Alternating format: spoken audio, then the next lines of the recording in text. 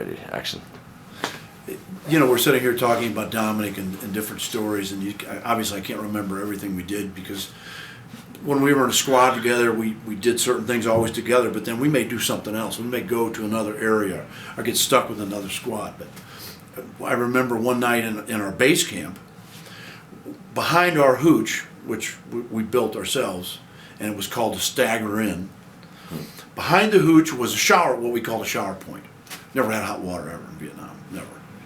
And above the shower point was one of these big rubber holding tanks, and once a day or once a week they would bring a truck in, non-potable water, and they would fill it, and then we could take showers if we were back in from the field. One night Dominick and I and Bruce maybe had too much to drink, and we thought, let's go get in that damn, this will be like a swimming pool. So we climbed up and got in that tank. It was made out of rubber. And we were in there, and then somebody came out. We used to have, there's a flare called a pop-up. It's aluminum flare about this long, and you take it and you pull it apart, you turn it and you hit it, and it shoots a star shell with a parachute and lights everything up. So here we're up there, three of us, Bruce, Dominick, and I, drunk, and somebody shoots this star shell up, and it's bright as day. We never got caught, but anyway. That's cool. And then another story that then I'll be done with it. We used to sit around outside the Stagger Inn and we'd drink beer or whatever we were drinking, and grenades come in a hard wooden box. As I remember, it's maybe 14 inches, 15 inches long, 8-9 inches deep, 12 inches wide, and it's full of hand grenades. And hand grenades come in these containers, and then there's I think it was sawdust. It may have been sawdust in this box. Well, we'd used all the grenades. I mean, we had grenades laying everywhere, and claymores and M16s and 60s.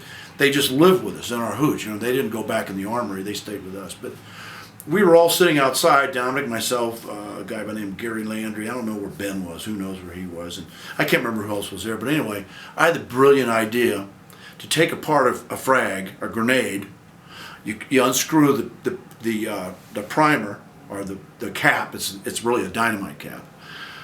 So I unscrewed because they were perfect safe. So I unscrewed the dynamite cap from the grenade, put the body of the grenade with the explosive, the C4 that's inside a grenade, somewhere else.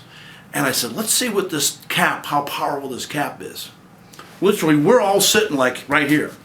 So I pulled a pin, I throw it in a wooden box, and it blows that damn box to smithereens. And man, we all shot into the hooch and got under our poncho liners because everybody's yelling, "Incoming mortars!" It was so fun. I'll never forget that. That's something. I mean, we look for shit to do.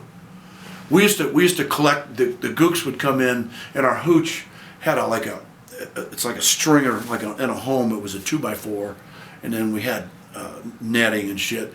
But the gooks would come in. The friendly gooks would come in and put these cages up, and they'd catch all these rats. And then they'd take them home. They probably ate them. I don't know what they did. We had a brilliant idea one time.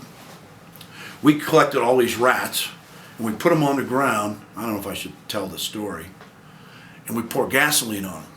And then we'd take bets. We'd light them, open the gates, open the little flip, and to see which one could run the farthest before he died. That's the kind of shit we did in base camp because you're bored to death. You know, I'll never forget that either.